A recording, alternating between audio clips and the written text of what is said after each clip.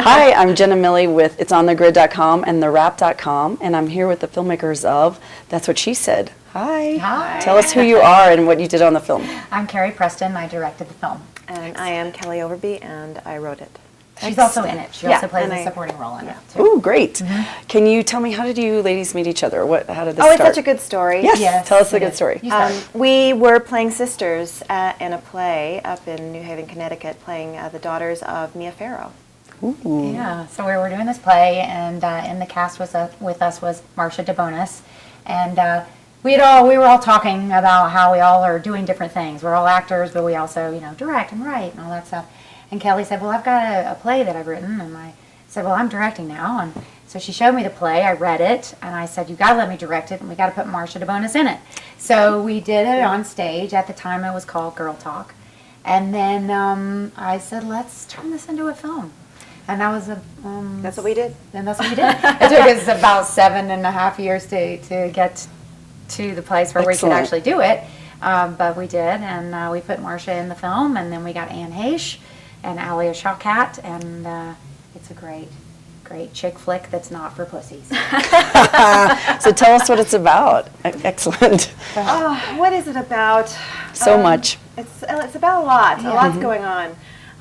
Basically a collision of 3 women in New York City on a day, and they're all having problems. But it's a journey where by the end of it, I think they find what they're really looking for, even though they don't realize that's what they're looking for. And meanwhile, we get chronic sarcasm, bizarre stranger danger, an unexplained itch, and a dangerous dildo. There's a lot going on. Yeah. And that's not even the shocking And stuff. that's one day. One day in New York City. That's just one day. Typical. What makes a dildo dangerous? Just need to know. Well, let's just say that it has a surprising number of uses that you might not imagine. Oh, okay. So don't want to give away any spoilers. No, you have to see it to find out. Yeah.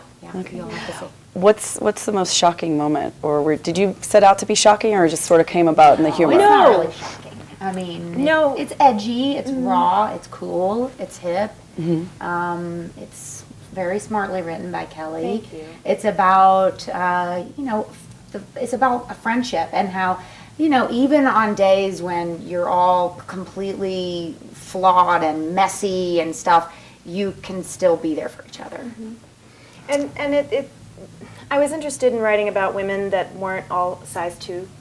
Right. And totally subordinated to the male characters. Women who are messy, and I think women are really funny when they're messy and flawed and raunchy. Yeah, I like to see, on film, because we're so used to seeing the idealized version, or, the Madonna or the whore, and maybe, a mom in there. You know what I'm saying? So it's like, that's pretty much what we get in films. And these women are, they're atypical to that. And it's I feel very proud of that we've been able to capture that and have that be funny, but also kind of uncomfortable and then moving, all at once. And that's certainly what we were going for. Yeah. There's been a movement of this kind of funny women, talking about sex. Have you noticed this year is different for you? It's fantastic. We're so happy that we are coming out at a time when audiences are wanting that. And we have something to give them, and so we feel very, very lucky.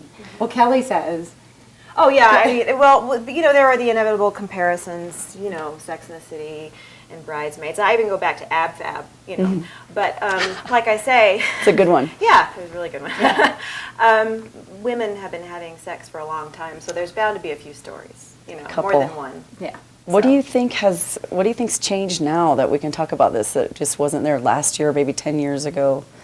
What's different about the industry? I think it's women. I think that we are, there are more of us that are starting to direct and write and do more and be more involved. Still, only 16% of the films that were submitted to Sundance were directed by women. So it's still very small. But you got to give Sundance credit for, picking several of us. And this definitely was not the only female-driven comedy. And in our comedy, actually, there are no men. There are men, but they don't speak. They and it's not at all a male-hating film at all. It's because it's just about how women relate to each other by talking about men. So As a matter of fact, we had a guy who came to our premiere on Friday night, and then the next night he came back because he wanted to see it again. Love a him. guy, you know, so it's definitely not just women that are interested in these films, you know. They're men who are excited to get a window into a world that maybe they are not so familiar with or even comfortable with.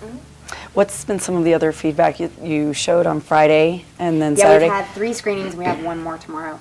I mean, the audience has just been loving it. It's really been exciting to hear peals of laughter, and occasionally I'll hear one woman who sounds like she's peeing herself in the audience, and that just delights me. Yes, so it makes me so happy. And then and then when it does go to the deeper places, you can hear a pin drop. So it's good because we feel like, you know, these characters, these women, are capturing people's attention. What's the moment that's the pee on the floor moment? There are a few. There are. Is there one in There are a particular few. that you love that turned out, you know, so much better than may have thought? Well, Or remember when I said the thing about the unexplained itch? Yeah, that's one Here's of one them. of those. Usually it's the height and intensity of a certain kind of discomfort or vulnerability. That's Yeah. funny. Yeah. Yeah. Yeah, it's not a slapstick kind of humor, Right. you know. so there's one woman falling in love, like having a new love, and there's another character who's moving on. Which one did you both relate to the most while you were in production? I'm just curious. What a good question. Well, as the writer, I would have to say I'm probably all 3 of them. I mean, in some part, in some way. So at different times, I feel myself being one of the 3. Yeah. And then when I was directing it or even when I was casting it, I kept saying I want Neapolitan ice cream. I want 3 different flavors. I want to make sure that we're representing all those 3 sides of what we are as women, you know. Sometimes we are, you know, bitter. Sometimes we have the biggest heart ever. Sometimes we are, you know, a little obsessed with lots of things. Sex, you know, breakups, whatever. And so each of them are kind of signatures of those 3 types of women. And our director of photography even said at one point, he said, I've seen my girlfriend, I've seen all 3 of those women come out of my girlfriend, you know, and I think that's That probably true. freaks men out because they don't know what to I think it expect. does a little bit sometimes. It yeah, might, yeah, but I think that's okay when movies freak people out or make them Yeah. more comfortable, and, you know. I like to think of it as enlightening. Right. Yes. Yeah. It's a better way to say. Yeah. Yes. This Freaked is out. what you're going to get. Because I think men, they sometimes don't understand how many different facets of, you know, a woman can be, and you're saying you have Right. 3 there. That sounds perfect. Is that the statement that you wanted to make when you get to the end of the film? Do you want the audience walking out with that idea? Yeah, and I think I want them to think about their own friendships, the people that they have in their lives that, you know, they've been through crazy times with, you know. I think that's what people are walking away with. And I also want people to have a good time. Yeah, people thinking about the friendships that they have with those people who have seen them at their ugliest and rawest, you know, and how that can deepen a relationship. Do you think that making an independent film sometimes can bring you together like that as friends? Because Yes. it's so tough. Yes, you know, we got along so well during production, and Kelly, you know, was a very good friend to me because, you know, being a director and I also produced it, you know, it was a lot of pressure, and there were times when I just needed a sounding board. I needed somebody that I could just go with, and Kelly was like a rock. You know? What was one of the most challenging moments? It it was just funny, you know. I have a small part in the movie too, and I knew that I couldn't ever get that actor-y needing feedback from her because she was too busy, so it was really hard for me to be on camera and have her say, okay, let's move on. And I would say, well, was that okay? You're fine. Okay, I'm just going to have to trust you on that. And I was also really terrible in rehearsals because I didn't know my lines. Now, isn't that ironic because I wrote it? But I was so distracted because, you know, we were both...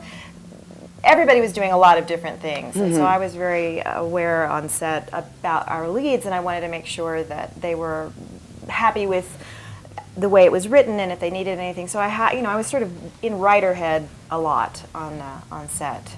Well, this is a question for both of you. Is it hard to switch gears? You're going from actor to writer, I you're going think from so. director to act. How do you do that? Oh, you mean switch from one to the yeah, other? just the mindset. They're different They're mindsets. different. They're Yeah. different. Yeah, I mean, for me, it's as an actor, I have the great fortune of watching a bunch of other directors work and then stealing from them. You know, I learn from their, mistakes. Oh, I'm never going to do that to an actor. Or, oh, wow, that was kind of brilliant the way that director just handled that thing. I'm going to try that when I'm working. So it's a really nice compliment to make my living in front of the camera and then be able to, pilfer and, take it behind the camera. Very cool. One last question. What's the dirtiest word in this movie? Kind. Okay. For sure. Thank you. You're welcome. Very nice talking to you. Yeah, nice to talk to you. Excellent.